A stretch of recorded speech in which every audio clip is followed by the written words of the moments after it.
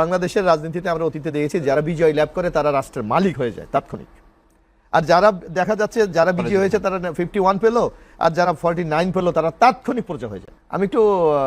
আমি যদিও আইনের অত বিশেষজ্ঞ না, তবে যতটুকু সাধারণ মানুষ হিসেবে আইন বুঝি, আমার মনে হয় রাজ্জাকি ভাইয়ের কিছু কথার সাথে আমি একমত হতে পারছি না। উনি বলেছে যে অতীত থেকে আমরা কোনো শিক্ষা নিয়েছি কিনা, আমার মনে অবশ্যই নিয়েছি আমরা। যেমন আপনি দেখবেন বাংলাদেশের ঐতিহ্যগত নির্বাচনের যদি আপনার পূর্ব ইতিহাসগুলি দেখেন, নির্বাচনের পর বিজয়ী দল এবং যারা পরাজিত দল হয় এদের মধ্যে কিন্তু একটা বাকযুদ্ধ চলে। নির্বাচন কারচুরি হয়েছে, নির্বাচন ইঞ্জিনিয়ারিং হয়েছে, কিন্তু this is the first time সবাই কিন্তু রেজাল্টটা মেনে নিয়েছে এবং কোনো অভিযোগ নাই। এটা কি আমরা শিক্ষা নিইনি? অবশ্যই। তারপর দেখবেন যারা বাংলাদেশের রাজনীতিতে আমরা অতীতে দেখেছি যারা বিজয় লাভ করে তারা রাষ্ট্রের মালিক হয়ে যায় তাৎক্ষণিক, আর যারা দেখা যাচ্ছে যারা বিজয়ী হয়েছে তারা 51 পেল আর যারা 49 পেল তারা তাৎক্ষণিক পর্যায়ে হয়ে যায়। কিন্তু এবারই প্রথম দেখেন যে বিজয়ী হওয়ার পর জনাব তারেক রহমান আমাদের যিনি মাননীয় প্রধানমন্ত্রী, উনি কিন্তু যারা পরাজিত হয়েছে মানে অর্থাৎ নির্বাচনে জিতেছে কিন্তু ক্ষমতায় যেতে পারে নাই, সে জামাতের আমিরের বাসায় গিয়েছে, এনসিবির নাহিদের বাসায় গিয়েছে, চরমনের ইসলামী আন্দোলনের বাসায় গিয়েছে। তাহলে এটা কি আপনি অতীত থেকে শিক্ষার নতুন সংস্করণ না? আপনাকে এটাকে অভিনন্দন জানাতে পারি না আমরা? শুধু তাই না, আপনার 12 তারিখ নির্বাচন হয়ে গেছে, আজকে 10 দিন বাংলাদেশে উল্লেখ করার মতো একটা নির্বাচন সংক্রান্ত কোনো ঘটনা ঘটেছে? তো এইটা কি আমরা অতীতে শিক্ষা নিইনি? আমার মনে হয় অর্জন আমাদের অনেক কিছুই আছে, অর্জন আমাদের অনেক কিছুই আছে, আমরা এগিয়ে যাচ্ছি। আরেকটি বলেছে, আমি জানি না রাজ্জাকি ভাই বিজ্ঞ আইনজীবী, সেই কথাটা কিভাবে বলে যে এই নির্বাচন এখন কেন? নির্বাচন তো হওয়ার কথা ছিল 29 সালে। আমরা ওটা বলছি সংবিধান মানা, আমি সংবিধান মেনেই আমি কি বলছি, আমি এই সংবিধানকে আমি মেনেই বলছি। আমার প্রাইম মিনিস্টার রিজাইন করেছে, আমি ধরে নিলাম আন্দোলনের মধ্যে চলে গেছে, ওইটা আমরা বলি, কিন্তু ওনারা তো অফিসিয়ালি রিজাইন করেছে। মহামান্য রাষ্ট্রপতি সংসদ ভেঙে দিয়েছে, তাহলে উপায়টা কি? আমাকে তো নির্বাচনে যেতেই হচ্ছে। সুতরাং 29-এর যে ধোঁয়াটা কেউ কেউ তুলছে, এটা কিন্তু সাংবিধানিক ব্যাখ্যা এটা টেকে না, বরং আপনাকে মাস নির্বাচন হতেই হবে। এক আরেকটি বলেছে জুলাই আন্দোলনকে আমরা ভুলে গেছি না। আপনি দেখবেন আমাদের মাননীয় প্রধানমন্ত্রী উনি কিন্তু জুলাই অভ্যুত্থানকে স্বীকার করেই হাদির কবর জিয়ারত করেছে, আবু সাইদের কবর জিয়ারত করেছে, যেখানে এই জুলাই যে স্মৃতিগুলি আছে সেখানে উনি কিন্তু সেই শ্রদ্ধা নিবেদন করেছে।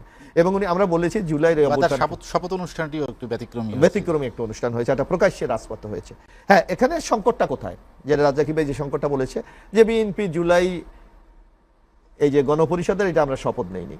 আমি তো এই সংসদের একজন সদস্য, আমরা কনস্টিটিউশনকে ফলো করে কিন্তু আমরা এগিয়ে যাচ্ছি। হ্যাঁ, কনস্টিটিউশনের মধ্যে নানা প্রশ্ন থাকতেই পারে, কারণ এই সরকারটা কিন্তু 106-এর আদেশের মাধ্যমে হয়েছে, সুতরাং অনেক জায়গায় কিন্তু বিচ্যুতি আছে। কিন্তু তারপরও আমরা চেয়েছি যে নির্বাচনটা সাংবিধানিক কাঠামোতে হয়েছে, সেই কাঠামোটা বজায় রেখে আমাদের শপথের যে আর্টিকেল, নিশ্চয়ই দুই বিজ্ঞ অ্যাডভোকেট আছেন, সেখানে একটা শপথের একটা শপথ বলা আছে। আপনি এখন যে প্রশ্ন আপনি দেখবেন কিছু কিছু জায়গায় বিভিন্ন যারা আইনি এক্সপার্ট তারা কিন্তু বলছে জামায়াতে ইসলামীর এমপিশিপ নাই, কারণ তারা দুইটা শপথ দিয়েছে। প্রথম শপথ যদি তারা নিয়ে থাকে, দ্বিতীয় শপথ নিলে আগের শপথের কার্যকারিতা থাকে না। আমি জানি না এটা আইনের ব্যাখ্যাটা কি, সুস্পষ্ট ব্যাখ্যা আমার কাছে নাই। তো এই সংকটটা তৈরি হোক, এটা আমরা চাই নাই। যার জন্য আমরা বলেছি যে আমরা প্রচলিত যে আমাদের শপথের বিধান আমাদের কনস্টিটিউশনে আছে সেটা আমরা নিয়েছি। এবং জুলাইয়ের যে কমিটমেন্টগুলি আপনারা দেখেন যে কমিটমেন্ট এখানে বলা হচ্ছে আমরা কি জুলাইয়ের চেতনা ধারণ করেন? অবশ্যই করি। আমরা যখন জুলাইয়ের এই আলোচনাটা হয় তখন আমরা কিন্তু 30টা বিষয়ে ঐক্যমত হয়েছে, বাকিগুলিতে আমরা নোট অফ ডিসেন্ট দিয়েছি।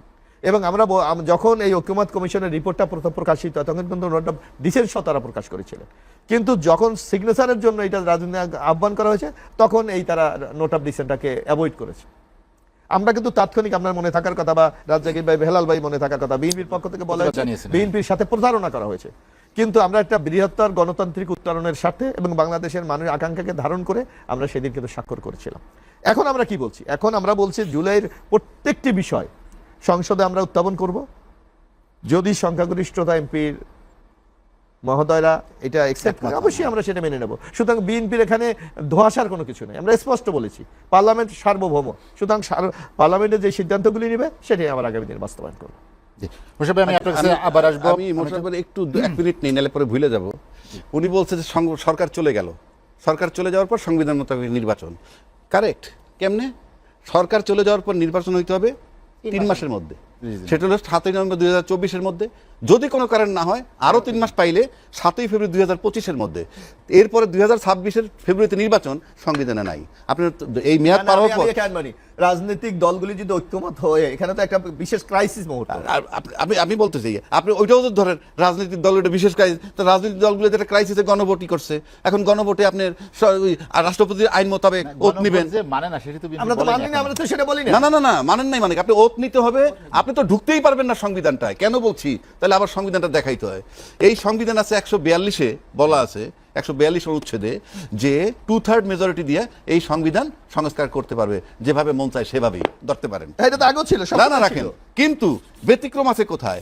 ব্যতিক্রমটা এখানে আছে, মৌলিক কাঠামোতে, হ্যাঁ। 7-এর খতে বলা আছে সংবিধানের 142 অনুচ্ছেদে যা কিছু থাকুক না কেন, ওই 142-এ যা কিছু থাক না কেন, সংবিধানের প্রস্তাবনা প্রথম ভাগের সকল অনুচ্ছেদ প্রথম ভাগের মধ্যে আছে ওই বঙ্গবন্ধু ছবি টানানো, এটার পরিবর্তন করতে না না না, পারবেন আমি একটু কথা বলি।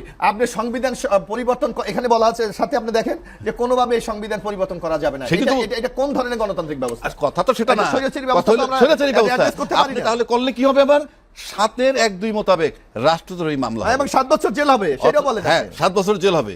প্রশ্ন হচ্ছে যে তাহলে তো আপনি যতক্ষণ মধ্যে এটা না পারতেছেন অতক্ষণ পর্যন্ত, তাহলে সংবিধানই যদি মানেন, আমি বাদ দিলাম গণভোট, সংবিধানই যদি মানেন, তাহলে যতক্ষণ পর্যন্ত পরিবর্তন না হবে অতক্ষণ পর্যন্ত জাতির জন্য না, সংবিধানের সকল অগণতান্ত্রিক বিষয় যদি কেউ যুক্ত করে, সেটা আপনি মানবেন? অগণতান্ত্রিক বলতে কিছু না, এটা change করতে- অবশ্যই, এটা তো তারা করেছে। আপনি এখন এখন বললে হবে না তো। নির্বাচনের বৈধতা নিয়ে প্রশ্ন